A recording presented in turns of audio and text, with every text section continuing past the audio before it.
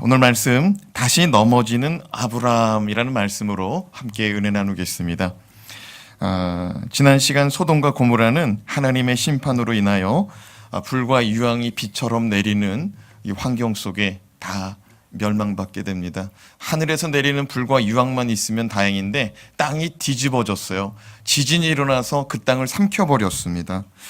그렇게 하여 역사 속에서 소돔과 고모라는 완전히 사라지게 되었습니다. 하지만 그 소돔과 고모라 땅에 모든 생명체가 사라질 때 한 가정이 구원받았으니 그 가정이 어떤 가정이에요? 롯의 가정입니다. 성경은 하나님이 아브라함을 생각하사 롯을 그 성에서 이끌어내셨다. 하나님이 아브라함을 생각하사 롯을 그 성에서 이끌어내셨다라고 기록합니다. 아브라함이 조카 롯을 자식과 같이 끊임없이 사랑하고 하나님께 간절히 기도하여 마침내 멸망맞는 도성에서 그 가정을 살려내신 것입니다. 이런 모습은 아브라함의 지금까지 신앙생활 중에 최고의 절정기의 모습이다. 어떤 모습이라고요? 최고의 절정기.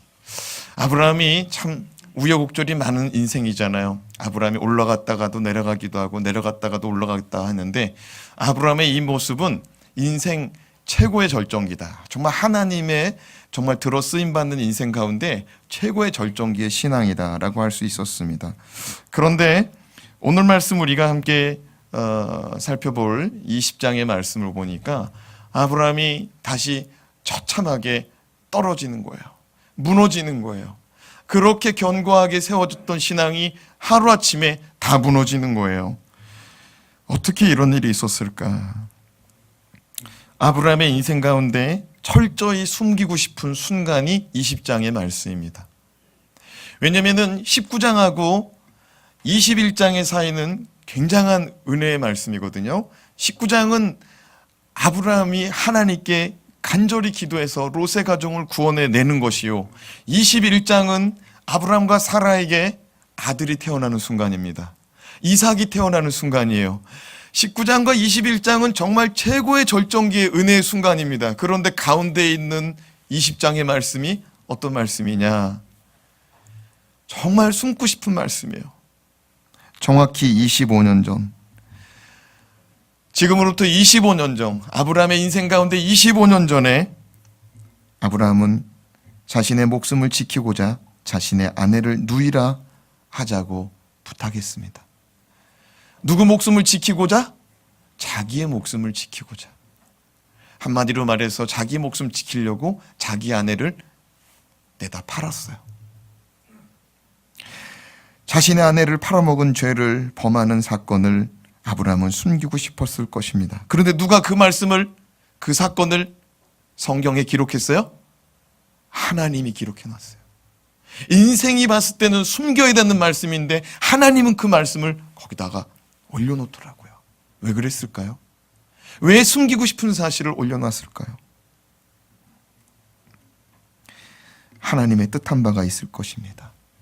하나님의 뜻한 바가 있을 것이. 그 뜻한 바 가운데 저와 여러분이 아브라함과 같은 실수를 범하지 말라는 메시지가 있을 줄로 믿습니다.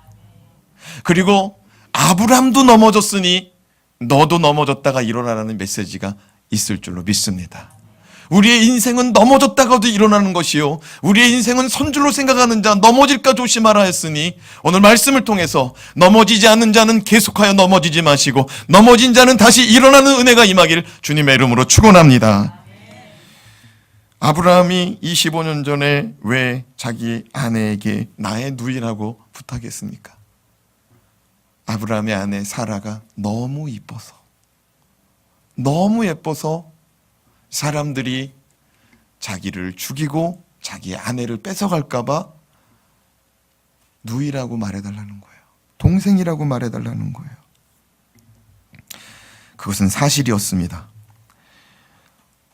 아브라함의 가족이, 아브라함과 사라가 기근을 피해서 애굽에 내려갔더니 그때 애굽 사람들이 난리가 났어요. 어디에서 이런 미인이 왔냐는 거예요. 난리가 났습니다. 그때 나이 아브라함의 아내 사라는 65세예요. 몇 살이라고요? 65세. 65세 여자를 보고 애굽 사람들이 열광을 합니다. 여러분, 이거는 대단한 기적이 일어난 거예요. 아브라함의 아내 사라가 정말 예쁘던지 애굽 사람 전체가 난시던지. 근데 그 정도로 아브라함의 아내 사라가 예뻤다는 거야. 65세 될 때까지. 애굽 왕 바로는 자기 땅에 히브리인 아브라함이 왔는데 그 누이 동생이 그렇게 예쁘더라는 거예요. 그 누이 동생이 그렇게 예쁘더라는 거예요. 그 소식을 듣고 데려와 보라는 거예요. 애굽 왕 바로가 봤더니 정말 예쁜 거예요. 몇 살 여인이? 65세 여인이. 정말 예쁜 거예요. 그래서 아브라함에게 수많은 소와 양과 나귀와 은금을 주고, 그리고 노비 종들을 많이 주고서 아브라함의 누이 동생을 자신의 아내로 얻습니다. 합법적으로 결혼 지참금을 내고 사라를 데리고 온 거예요. 근데 아닌 날에 날벼락이라고 이제 신혼 첫날 밤을 보내려고 하는데 누가 나타났어요? 하나님이 나타나서 그 여자 건드리지 말라는 거예요. 그 여자는 남편이 있는 여자라는 거예요. 누가 있다고요? 남편이 있는 여자다. 그래서 그 애굽 왕이 사라를 건들지 못하도록 막아냅니다. 자, 창세기 12장 18절에서 19절 말씀 읽어봅시다. 시작. 바로가 아브라함을 불러서 이르되 내가 어찌하여 나에게 이렇게 행하였느냐? 내가 어찌하여 그를 내 아내라고 내게 말하지 아니하였느냐? 내가 어찌 그를 누이라 하여 내가 그를 데려다가 아내를 삼게 하였느냐? 내 아내가 여기 있으니 이제 데려가라 하고, 애굽 왕 바로가 밤에 하나님을 만나고 나서 깜짝 놀라가지고 아브라함을 불렀습니다. 너 왜 그랬냐는 거예요. 너 왜 그랬느냐? 너의 아내면서 왜 거짓말했느냐? 너의 아내면 아내라고 얘기하지. 그렇지 않아가지고 내가 지금 이런 어려움을 당하게 됐다. 나와 애굽에 큰 재앙이 내렸다. 어서 너의 아내를 데려가라. 어서 너의 아내를 데려가라. 이게 몇 년 전에 있었다고요? 25년 전에 있었습니다. 그런데 오늘 말씀해 보니까 똑같은 상황에 똑같은 말을 아브라함이 아비멜렉 왕에게 전하는 거예요. 그래서 애굽 왕 바로가 겪었던 어려움을 아비멜렉이 똑같이 겪게 만듭니다. 아브라함의 말 때문에. 오늘 말씀에 아브라함의 숨겨졌던 내면의 죄성이 몇 년 만에 살아났어요? 25년 만에. 이 죄를 해결하지 않고 그냥 묻어두고 그냥 눌러놓은 거예요. 이 죄를 해결하지 않고 그냥 묻어두고 눌러놓으니까 몇 년 만에 솟아났어요? 25년 만에. 오늘 말씀을 통해 반복적인 죄를 극복할 수 있는 저와 여러분 되시길 주님의 이름으로 축원합니다. 자, 그렇다면 반복적인 죄는 어떻게 극복할 수 있습니까? 반복적인 죄는 어떻게 극복할 수가 있습니까? 첫째, 하나님을 제대로 믿어야 됩니다. 따라합시다. 하나님을 제대로 믿읍시다. 하나님을 제대로 믿읍시다. 반대로 얘기하면 하나님을 제대로 믿지 못하기 때문에 반복적인 죄가 나타난다는 거예요. 믿기는 믿어요. 그런데 그게 자꾸 나타나. 그럼 그 이유가 뭐냐? 하나님을 제대로 믿지 못해서 그렇다. 여러분, 하나님을 제대로 믿는다는 말은 무슨 말일까요? 하나님이 누구신지를 제대로 알아야 돼요. 따라합시다. 하나님을 제대로 믿으려면 하나님을 제대로 알아야 됩니다. 다른 말로 말하면 성경을 통해서 내가 믿고 싶은 부분만 믿는 것이 아니라 성경에 기록된 모든 말씀 속에 하나님께서 나에게 주시고자 하는 메시지가 있으니 그 말씀을 깨닫고자, 그 말씀을 받아들이고자 하는 사모함이 있어야 된다는 것입니다. 신앙생활 아무리 오래 해도 하나님을 믿되 자신의 소원 성취, 만병통치의 대상으로 믿는 분들이 적지 않습니다. 어떤 분은 하나님은 사랑이시니 한없는 사랑과 은혜를 베푸신다는 말씀을 붙들고 내가 어떤 죄를 범해도 용서해 주실 것이다 라는 생각을 하고 살기도 합니다. 그러나 반드시 기억해야 될 것이 있으니 하나님은 사랑과 공의의 하나님이시라는 것입니다. 따라합시다. 하나님은 사랑과 공의의 하나님입니다. 우리를 향한 하나님의 사랑은 너무나 크고 놀라운 사랑인데 그 사랑을 증명하시고자 자기 아들을 우리를 위해서 내어주셨습니다. 흠없는 자신의 아들을 범죄한 인간을 대신하여 죄짐을 짊어지게 하시고 십자가에서 대신 죽도록 내어주셨다는 말씀입니다. 죄가 있으므로 자신의 아들을 내어줄 수밖에 없는 하나님의 심정을 깨닫기 바랍니다. 자기의 아들을 십자가에 왜 죽였습니까? 죄 때문에 죽인 거예요. 누구 죄 때문에? 내 죄 때문에, 우리의 죄 때문에. 우리 인생이 만약 죄가 없었다면 주님이 죽으실 이유도 없는 것입니다. 그런데 이 큰 은혜를 우리가 은혜로 여기지 못하는 이유가 뭐냐? 하나님께서 베푸신 은혜와 사랑이 너무나 큰데도 불구하고 이것이 나에게 피부로 다가오지 않아요.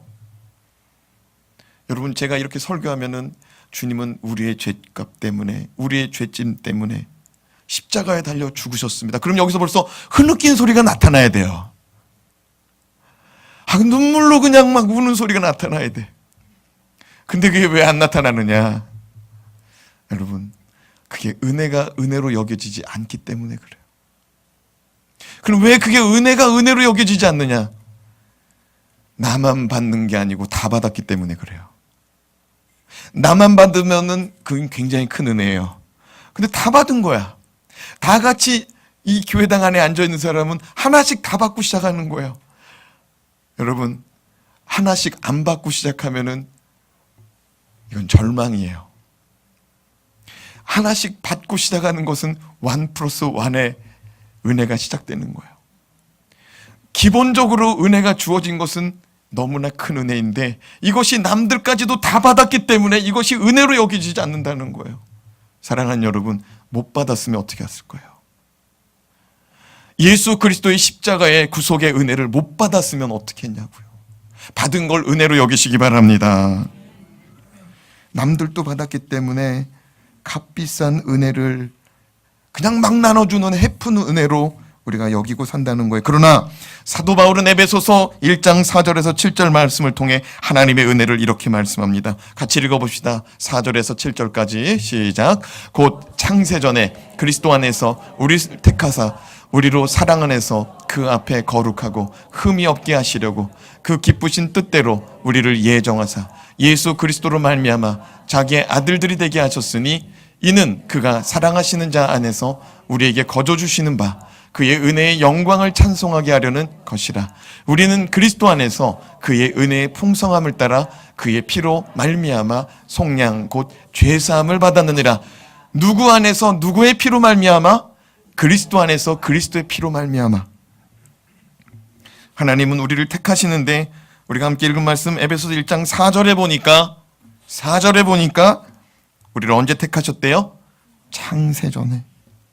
이 땅이 생겨나기 전에, 우리가 지금 앉아서 예배드리는 이 영인 서천 땅이 생겨나기도 전에 하나님께서 우리를 택하시고 예정해 놓으셨대요. 할렐루야. 이 땅이 지어지기 전에 우리는 벌써 하나님의 계획 가운데 있던 존재임을 믿으시기 바랍니다. 여러분, 저와 여러분의 인생은 실수로 태어나고 저와 여러분의 인생은 실패작이 아니라 창세전에 계획된 인생이라는 사실을 깨닫고 사시기 바랍니다. 그럴 때 은혜가 되는 거예요. 나의 인생은 이 우주 만물이 나타나기 전에 벌써 계획되고 디자인되었었구나. 우리가 하나님을 제대로 믿지 못하는 또 하나의 이유가 뭐냐? 하나님이 언제 어디서나 함께 하신다는 사실을 망각하고 믿지 못하기 때문입니다. 이게 무슨 말이냐? 우리는 교회 올 때 하나님을 만나러 갑니다. 할렐루야. 우리는 교회 올 때 하나님을 만나러 나오는 줄로 믿습니다. 그런데 교회당을 떠나서 집에 가고 학교 가고 직장과 사업장에 갈 때는 하나님을 만나러 간다는 생각을 안 해요. 하나님과 함께 돌아간다는 생각은 안 해요. 오직 하나님을 만나는 자리는 어디예요? 교회당이라고 생각하는 거예요. 마태복음 1장 23절 말씀을 같이 읽겠습니다. 마태복음 1장 23절 시작. 보라, 처녀가 잉태하여 아들을 낳을 것이요 그의 이름은 임마누엘이라 하리라 하셨으니 이를 번역한즉 하나님이 우리와 함께 계시다 함이라.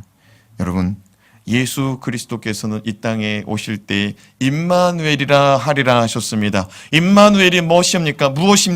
하나님이 우리와 함께 계시다. 할렐루야. 하나님 우리와 항상 함께 하시는 분인 줄로 믿습니다. 찾아봐요. 하나님이 어디 계신가? 이 자리에 함께 하신 줄로 믿으시기 바랍니다. 내 마음에 함께 하시는 줄로 믿으시기 바랍니다. 그렇습니다. 하나님은 언제 어디서든지 우리와 함께 하십니다. 우리의 가정에도, 우리의 직장에도, 우리의 교회에도.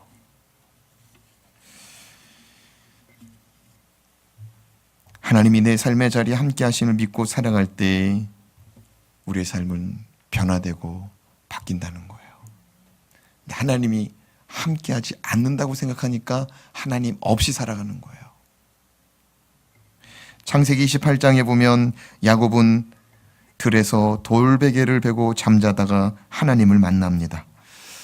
그래서 그 자리에서 야곱이 이렇게 선포합니다. 이곳은 베델이라. 따라합시다. 이곳은 베델이라. 이게 무슨 말이냐면 이곳은, 이 자리는 하나님의 집이라는 거예요.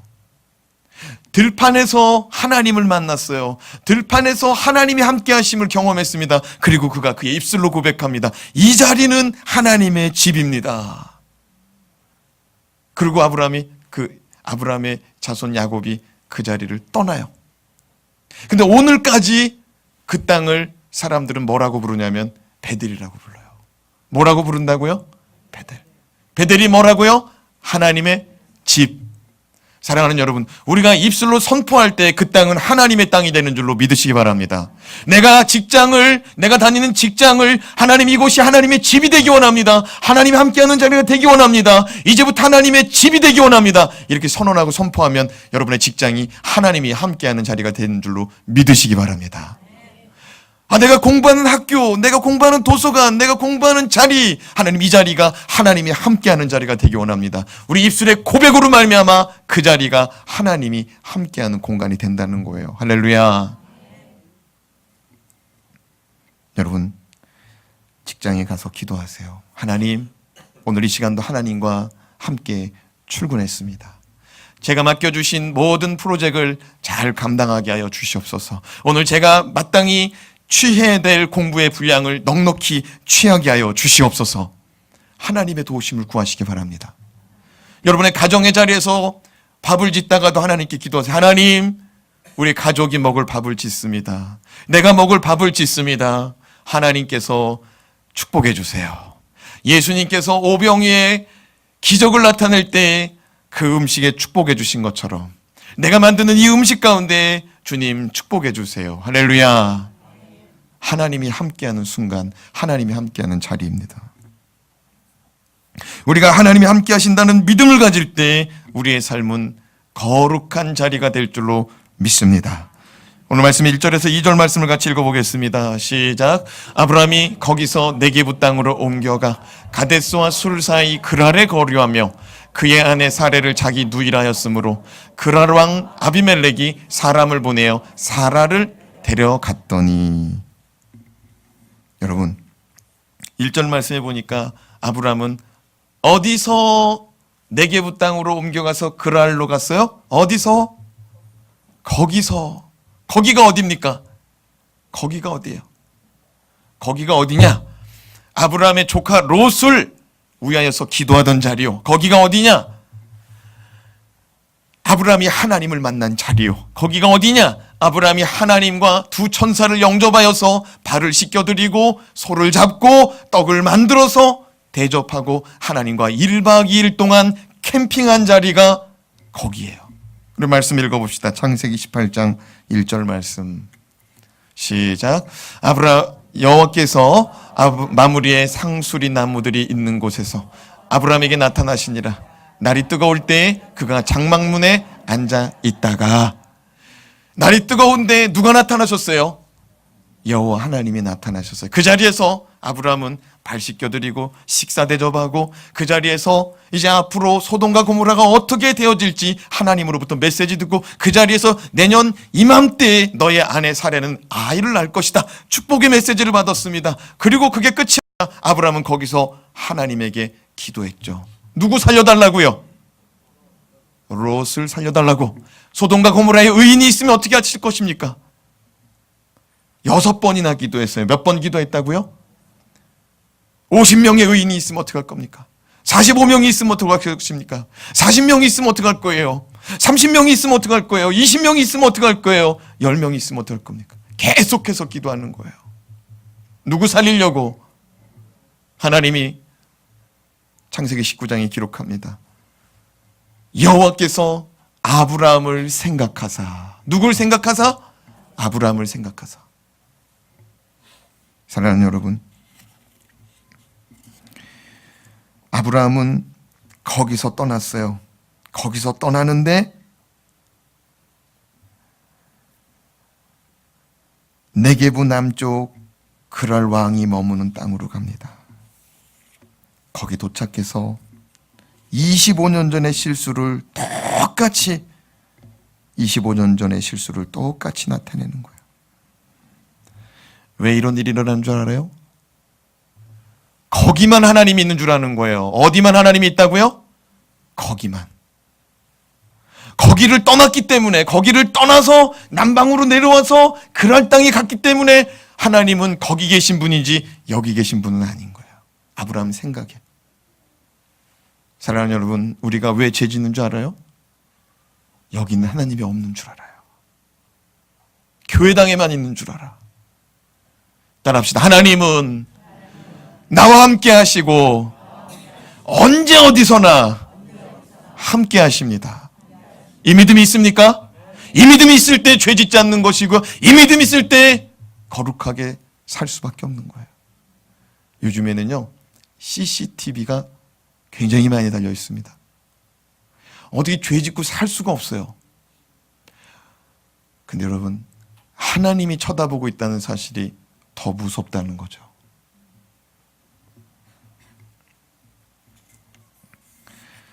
(3절) 말씀을 같이 읽겠습니다. 3절 말씀 시작. 그 밤에 하나님이 아비멜렉에게 현몽하시고 그에게 이르시되 내가 데려간 이 여인으로 말미암아 내가 죽으리니 그는 남편이 있는 여자임이니라. 하나님은 아브라함이 갈대아 우르에도 있었고 갈대아 우르를 떠날 때에도 하나님은 함께 하셨고, 하란 땅에 머무를 때에도 함께 하셨고, 가나안 땅에 이르렀을 때도 함께 하셨고, 기근을 피해 애굽으로 내려갔을 때도 함께 하셨고, 다시 마물의 상수리 나무 숲을 가운데 거주할 때도 함께 하셨고, 이제 그랄 땅으로 갈 때도 함께 하시는데 누구만 몰라요? 아브라함만 몰라요.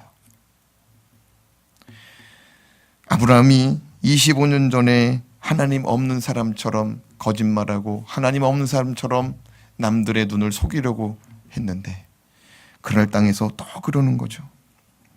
그래서 결국 자기 아내를 그랄 왕에게 빼앗깁니다. 그 밤에 하나님은 아브라함과 사라를 지키시기 위해서, 더 정확히 얘기하면 사라를 지켜내려고 사라를 손대지 말라고 말합니다. 그 여자는 남편이 있는 여자니까 손대지 말아라 라고 말합니다. 그러면서 말합니다. 따라합시다. 이 여인으로 말미암아 네가 죽으리라. 하나님이 다른 사람 임자 있는 여자를 건드리니까 하나님께서 뭐라고 그래요? 너 죽을 줄 알아. 다른 임자 있는 여자를 건드리려고 하니까 너 죽을 줄 알아. 이거 누가 얘기했어요? 여러분, 유부녀를 건드리면 하나님은 죽여버리겠대요. 이게 하나님의 말씀으로 받아들여 주시기 바랍니다.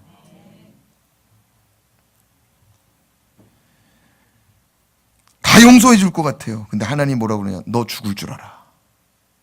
너 죽을 줄 알아. 사랑하는 여러분, 자기 목숨 살리려고 하다가 자기 와이프가 남의 남자의 손에 넘어가고, 자기 목숨 살리려고 하다가 죄 없는 누구까지 죽게 됐어요? 바로 왕하고 아비멜렉까지 죽게 되고, 거기 문제가 거기서 끝나는 게 아니라 애굽 왕뿐만 아니라 애굽 사람들 다 죽게 되고, 아비멜렉뿐만 아니라 아비멜렉의 백성들까지 다 죽게 된 거예요. 사랑하는 여러분, 죄가 이렇게 무서운 거예요. 죄는 죽음을 전제로 하는 거예요. 무엇을 전제로 한다고요? 죽음을 전제로 하는 거예요. 사랑하는 여러분, 하나님이 나와 함께하고 있다는 사실을 잊어버리지 말기 바랍니다. 하나님이 나와 함께하고 있다는 사실을 잊어버리니까 아브라함이 가는 자리가 사고가 팍팍팍 터지는 거예요. 여러분, 우리의 믿음은 항상 깨어있기를 바랍니다.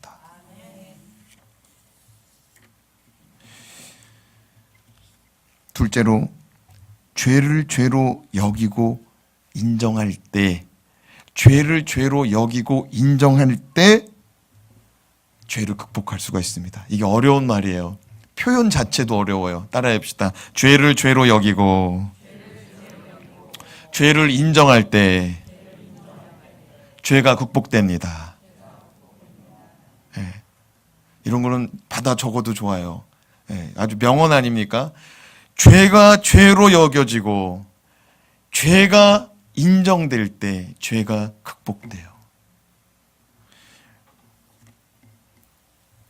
저 북극에 가면은 에스키모인들이 있습니다. 에스키모인들은 늑대를 사냥할 때 오랜 전통 가운데 이런 방법을 사용한다고 합니다. 예리하게 날선 칼을 하나 준비해서 땅에다가 그 칼을 딱 박아놓는다는 거예요. 근데 박아놓을 때 그냥 박아놓는 게 아니고 거기다가 늑대가 좋아하는 짐승의 피를 거기다 발라놓는다는 거예요. 그러면 늑대가 이제 냄새를 맡고 그 피가 있는 자리를 간다는 거예요. 늑대가 좋아하는 짐승의 피이기 때문에 그 칼을 조심스럽게 핥아요. 조심스럽게 핥는데 맛을 보니까 그 맛이 너무 좋아. 맛이 어떻다고요? 너무 좋아. 너무 좋아가지고 정신없이 그 칼을, 피 묻은 칼을 핥는 거예요. 거기에 묻어있는 피가 다 닦아졌습니다. 근데 늑대는 욕심꾸러기예요. 더 먹고 싶은 거예요. 그것만 먹고 딱 가면 되는데 더 먹고 싶은 거예요.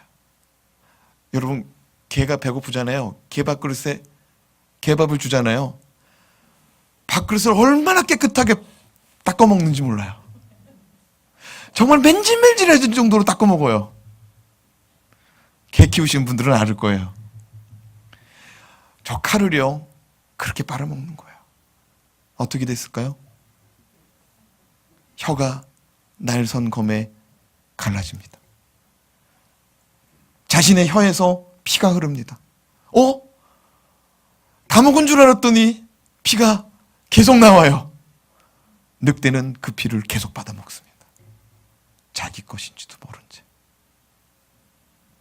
사랑하는 여러분, 우리가 인생을 살면서 신앙생활하면서 최대 위기의 때가 어느 때냐? 죄를 죄로 여기지 않을 때예요. 따라합시다. 죄가 죄로 여겨지지 않을 때 위기가 찾아옵니다. 죄라는 것은 우리 영혼을 점점점 갉아먹다가 결국에는 멸망의 길로 끌고 가 지옥불에 던져버리는 존재가 죄입니다. 아브라함이 생각한 작은 거짓말로 인하여 자기 목숨을 살리고자 다른 사람이 안중에도 없는 삶의 태도 때문에 아브라함은 죽음의 위기에 처하는 아비멜렉을 만들어냅니다. 하나님은 무죄한 아비멜렉이 아브라함의 아내를 범하지 않도록 막으세요. 무슨 말이냐면 내가 나 살자고 죄를 범하는데 하나님이 그거 다른 사람이 죄를 범하는 거 막아주더라고요. 나의 죄로 인하여 다른 사람이 피해보는 거 하나님이 막아주더라고요.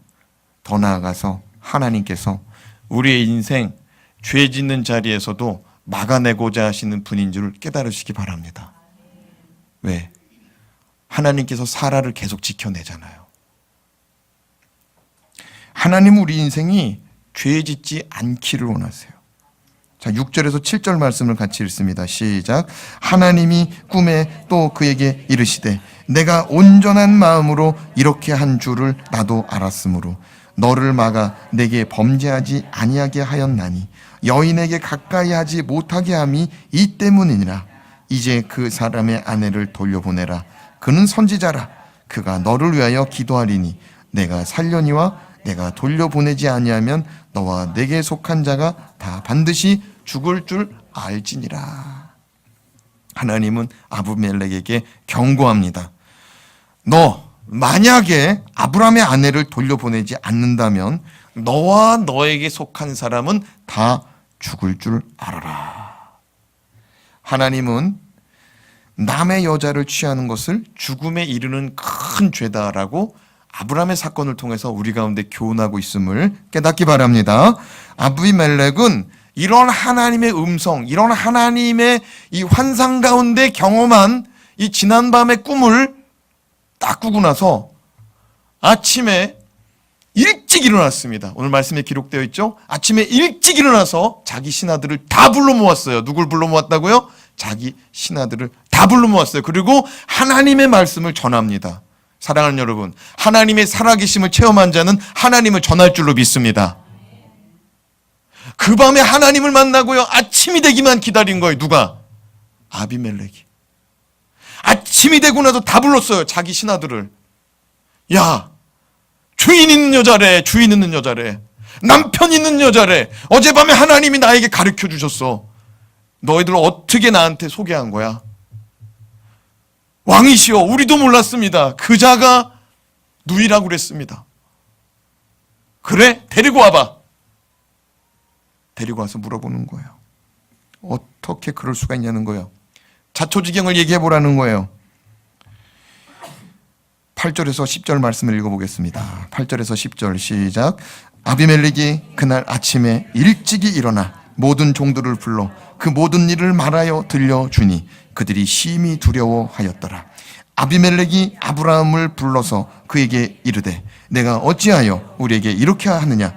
내가 무슨 죄를 너에게 범하였기에 내가 나와 내 나라가 큰 죄에 빠질 뻔하게 하였느냐? 내가 합당하지 아니한 일을 내게 행하였도다 하고 아비멜렉이 또 그 아브라함에게 이르되 내가 무슨 뜻으로 이렇게 하였느냐? 그러니까 아비멜렉은 지금 속이 터지는 거예요. 왜 그랬냐는 거예요. 왜 그랬냐는 거예요. 너 왜 그랬냐는 거예요. 나한테 무슨 억한 심정이 있었냐는 거예요. 내가 너한테 뭐 잘못한 게 있냐는 거예요. 너 나한테 왜 그러냐는 거예요. 왜 그래? 왜 그래? 이 얘기만 하는 거예요. 너무 답답하니까. 왜 그러냐는 거예요. 왜 나를 괴롭히냐는 거예요. 그런데 아브라함이 내가 어젯밤에 하나님을 만났다는 아비멜렉의 그 고백 가운데 자수합니다. 뭐 한다고요? 자수해요. 다른 말로 하면은 자백해요. 다른 말로 하면은 회개해요.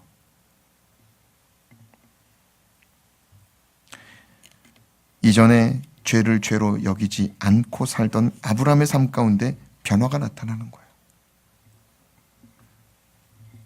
25년 전에는 잘못했다는 얘기 안 해요. 25년 전에는 자기의 일을 고백하지 않아요. 그냥 애구방 앞에서 가만히 있다가 애구방이 너 나가. 너 때문에 우리나라 망할 뻔해서 너 나가. 아브라함 예 알겠습니다. 그럼 나오는 거예요. 근데 오늘은 고백하더라고요. 11절에서 13절 말씀 같이 읽어요. 시작. 아브라함이 이르되 이곳에서는 하나님을 두려워함이 없으니 내 아내로 말미암아 사람들이 나를 죽일까 생각하였으며 또 그는 정말로 나의 이복 누이로서 내 아내가 되었음이니라. 하나님이 나를 내 아버지의 집을 떠나니 두루 다니게 하실 때 내가 아내에게 말하기를 이후로 우리의 가는 곳마다 그대는 나를 그대의 오라비라 하라. 이것이 그대가 내게 베풀 은혜라 하였었노라. 이거는 사라하고 나하고만 약속한 거래요. 누구만 아는 거라고요? 사라하고 나하고만 아는 비밀인 거예요. 그러니까 이 비밀을 지금 누구한테 얘기하는 거예요? 하나님을 경험한 사람 앞에서 얘기하는 거예요.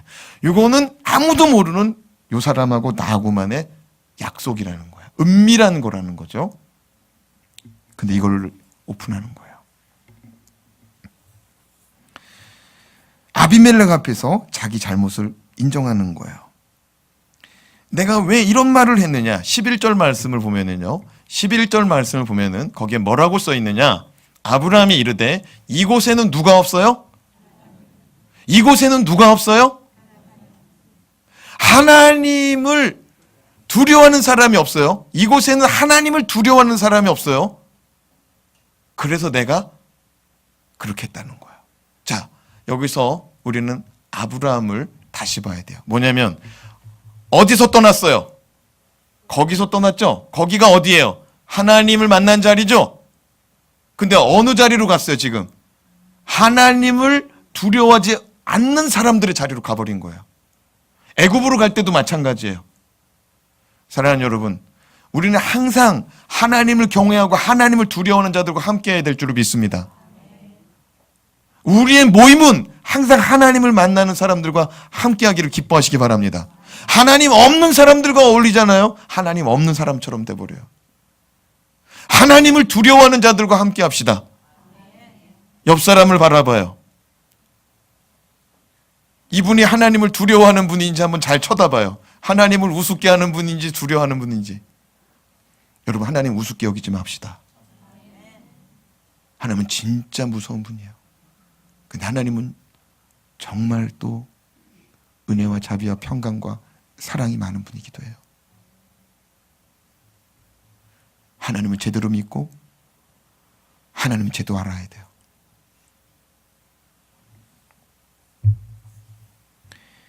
아브라함이 그 기도하는 자리에서 한 번만 더 기도했다면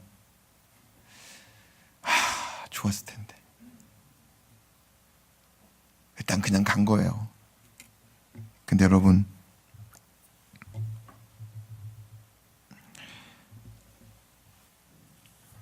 아브라함이 25년 묵은 죄를 수면으로 딱 끌어내니까 아브라함의 인생 가운데 이제는 여자 문제가 안 나타나요. 무슨 문제가 안 나타난다고요? 여자 문제가 안 나타나요. 이 고백이 있고 나서부터는 아브라함 가운데 이런 얘기가 나타나요. 어떤 학자들은 그렇게 얘기하더라고요. 21장에 애가 나오잖아요. 21장에 이삭이 나오잖아요. 하나님이 25년 만에 다시 사라의 몸을 회복하고 있다는 거예요. 더 젊어지고 주름이 펴지고 아이를 만들 준비를 하고 있다는 거예요. 이건 성경에 안 써 있는데, 그것도 어쩌면 그럴 수 있겠다. 근데 여러분, 중요한 게 뭐냐면 자기 죄를 수면 위로 고백하더라고요. 제가 두려워서 그랬어요. 제가 여기 하나님 안 믿는 사람이 많아서 제가 여기 오면은 내가 죽을까봐 그랬어요. 고백하더라고요. 그러면서 또 한편의 얘기가 뭐냐면은 이 여자는 정말 나의 이복누이래요. 이복누이라는 말이 무슨 뜻이에요? 그렇죠. 배달은 형제 동생이라는 거예요. 목사님, 이거 근친 아니요. 지금은 아브라함 시대는 지금부터 4,000년 전이에요. 몇천 년 전이라고요? 4,000년 전. 그러니까 이 땅에 많은 족속들이 있을 때가 아닌 거예요. 근데 아브라함의 시대는 다 그렇게 부족별로 결혼하고 살 때예요. 부족별로. 씨족 사회. 부족별로. 그런데 그 아브라함 시대가 지나고 400년이 지나잖아요. 몇 년이 지났다고요? 400년이 지나면 어떤 민족이 나타나냐면 아브라함의 자손 시브리 민족 이스라엘이 나타나요. 그 출애굽기에 보면은요. 출애굽기 보면은 애굽왕 바로가 걱정이 굉장히 많아요. 무슨 걱정이 생겼냐면 히브리 민족의 수가 자기 민족의 수보다 더 많아진다는 거예요. 히브리 민족의 수가 자기 민족의 수보다 더 많아져서 걱정이래요. 자, 히브리인들이 이렇게 많아졌을 때 출애굽을 하거든요. 그때 하나님께서 주신 말씀이 레위기하고 민수기, 신명기, 그 다음에 창세기, 출애굽기, 모세오경이거든요. 레위기하고 신명기에서 가족 간의 결혼을 금합니다. 가족 간의 근친 상간을 금해요. 왜냐하면 너희 민족들 가운데 사람이 그렇게 많아졌기 때문에 가까운 가족들끼리는 결혼할 필요가 없다는 거예요. 몇 년 만에? 400년. 사랑하는 여러분, 그것도 고백해요. 사실은 정말 나의 이봉두입니다. 그래서 내가 죽을까 봐 어디를 가든지 당신은 나의 동생이 되어달라고. 그래서 내 아내가 그 약속을 지키고 있는 거라는 거예요. 난 이렇게 약한 존재라는 거예요.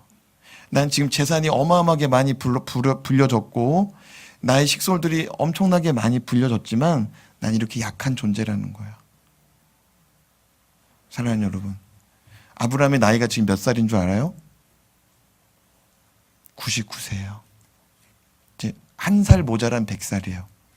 100살 노인이 젊은 아비멜렉 왕에게 가서 허리를 숙이고 제가 무서워서 그랬어요. 제가 무서워서 그랬어요. 이걸 고백하고 있는 거예요. 사랑하는 여러분, 우리는 주님 앞에서 나이가 많든 나이가 작든 높은 자리에 있든 낮은 자리에 있든 배웠든 못 배웠든 많이 가졌든 적게 가졌든 하나님 앞에서 우리가 죄인임을 고백하고 우리 연약함을 고백하고 우리의 어리석음을 고백하고 하나님의 도우심을 구하는 삶의 자세로 변화되어야 됩니다. 변화돼야 돼요. 내가 나이가 많았으니까 내 나이에 무슨 회개냐? 체면이 있지? 아니요. 하나님 앞에서 털어버리고 시작하시기 바랍니다. 새로운 역사는요, 죗값을 치르고 나서 새로운 역사가 나타나는 거예요. 강도질을 하다가 붙잡혔어. 감옥에 가서 살다가 나올 때 우리는 그 사람이 죗값을 치렀다고 말하는 거예요. 사랑하는 여러분, 우리를 위해서 죗값을 치르시고 짊어지시기 위해서 예수님이 이 땅에 오시고 예수님 우리 가운데서 죽으셨어요. 믿습니까? 근데 우리가 죄 없다 하면은 하나님과 상관없는 자래요. 요한일서에.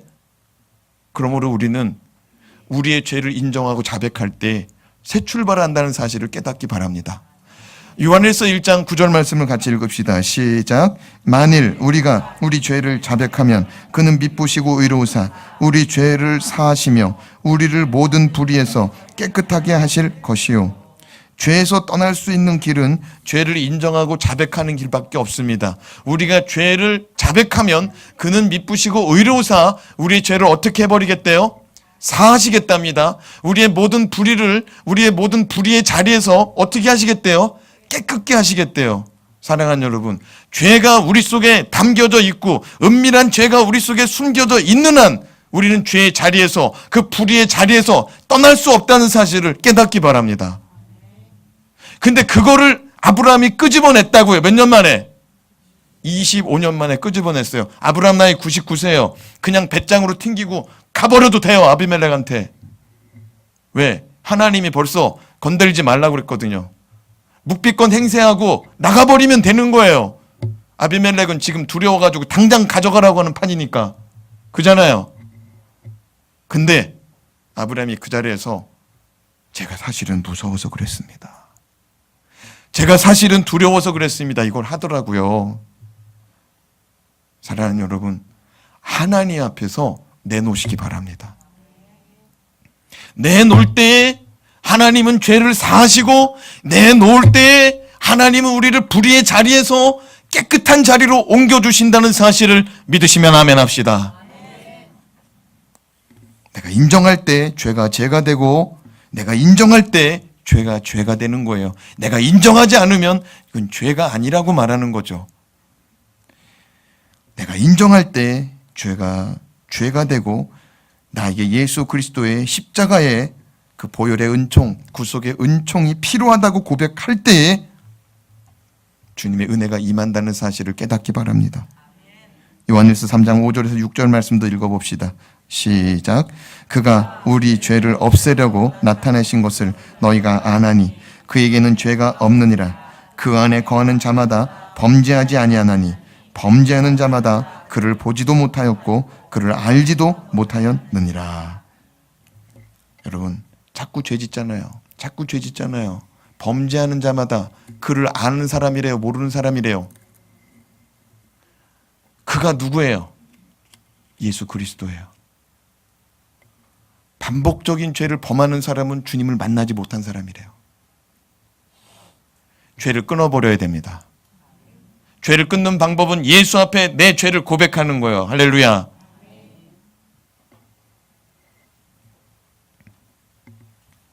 사랑하는 여러분, 하나님이 사라를 25년 전에 지켜주시고 25년 지나서도 지켜줘요. 왜 지켜주는 줄 알아요? 하나님의 역사를 이루기 위해서. 할렐루야. 만약에 애구방 바로가 그날 밤 손을 댔어요. 만약에 아비멜렉이 그날 밤 사라를 손 댔어요. 그럼 어떻게 되는 줄 알아요? 하나님의 씨가, 하나님의 아들이, 하나님의 아들 이삭이 안 나오는 거예요. 이해가 돼요? 아브라함이 인간적인 방법으로 살아가려고 할 때 하나님의 역사가 위협을 받아요. 내가 인간적으로 살려고 할 때 하나님의 나라가 위협을 받아요. 사랑하는 여러분, 하나님 안에서 살아갑시다. 오늘 말씀 써 있잖아요. 그의 안에 거하는 자마다, 그의 안에 거하는 자마다 범죄하지 아니하나니. 하나님 안에 살아갑시다. 그가 나타나심은 우리의 죄를 없애려고. 그가 나타나심은 우리의 죄를 없애려고. 여러분, 주님은 이 땅에 저와 여러분의 사업장 복의 복을 막 넘치도록 부어주려고 오신 게 아니에요. 아멘. 여러분의 공부가 30등 가는 게 10등 가고 10등 가는 게 1등 가게 하려고 주님이 오신 게 아니라고요. 할렐루야. 주님은 죄 없게 하시려고 오셨어요. 아멘. 이거를 못 깨달았잖아요. 내 인생에 주님이 왜 필요하다느냐, 내 인생에 주님이 왜 필요하느냐, 죄사함 때문이라는 거예요. 할렐루야. 주님한테 기도해가지고 막 10억 재산이 뭐 500억 되고 뭐 월세 살다가 막 아파트 뭐 어마어마하게 비싼 자리로 이사 갔어요. 기도해가지고. 주님은 그것 때문에 오시지 않았다고요. 주님은 내 죄를 없게 하시려고 왔다고요. 할렐루야. 주님이 저와 여러분의 죄를 없애게 하기 위해서 십자가에서 죽었는데 우리는 나 죄 없다는 거예요. 나 잘못 없다는 거예요. 죄가 죄로 여겨집시다. 죄가 죄라고 말합시다. 그리고 나는 주님이 필요하다고 말합시다. 이걸 입으로 고백 안 하잖아요. 묻어두는 거예요. 뭐 한다고요? 묻어두는 거예요. 그 나쁜 짓 할 때 사람들이 뭐라고, 이거는 너하고 어디까지 가져가대요? 무덤까지 가져가요. 가져갈 수 있어요. 근데 가져가면 어떻게 되느냐? 지옥으로 당장 가요. 지옥으로 당장 가요. 고백할 때 죄사함의 은혜가 임하는 줄로 믿습니다. 고백할 때 깨끗이 청산하시기 바랍니다. 자꾸 그런 일이 일어나잖아요. 누구 못 만난 사람이래요? 정말 하나님을 만난 사람이면 그럴 수 없다는 거예요. 누가 얘기했어요? 사도 요한이 자기 성도들한테 얘기하는 거예요. 우리 신앙생활 아무리 오래 해도 정말 주님 만나야 되고요. 정말 주님 제대로 믿어야 되고요. 정말 주님 앞에 난 주님이 필요하다고 고백하는 그런 겸손하고 정말 그런 인생 되시기를 주님의 이름으로 부탁드립니다. 이게 청산될 때 21장이 시작되는 거예요. 뭐가 시작된다고요? 21장. 21장이 뭐냐면 은혜의 시대가 열리는 거예요. 하나님의 역사의 시대가 열리는 거예요. 죄가 청산될 때 은혜가 임합니다. 아멘. 새롭게 시작하시고자 하는 분 하나님 앞에 꼭 고백하시기 바랍니다. 꼭 고백하시기 바라요. 그러면 저는 밉보시고 의로우사 다 용서해 주신대요. 할렐루야. 용서 못 받을 죄가 없다고요. 할렐루야. 은혜 받고 살아갑시다. 그럼 죄산 받아야 돼요. 하나님이 뭐라고 그러냐면은 아비멜렉한테 그는 선지자다 그래요. 뭐라고요? 아니, 마누라를 지금 2번이나 팔아먹고 자기 목숨 건지자고 그러는 사람한테 하나님은 그를 선지자다라고 그래요. 이게 뭐냐면은 나 아직도 기대하고 있다는 거예요. 누구한테? 아브라함한테. 하나님이 저와 여러분을 지금 기대하고 있어요. 할렐루야. 이대로가 아니라고요. 자라나시기 바랍니다. 은혜 안에 자라나시기 바랍니다. 성장하시기 바랍니다. 죄를 청산하고 은혜의 시대에 살아가시길 주님의 이름으로 축원합니다. 기도하겠습니다.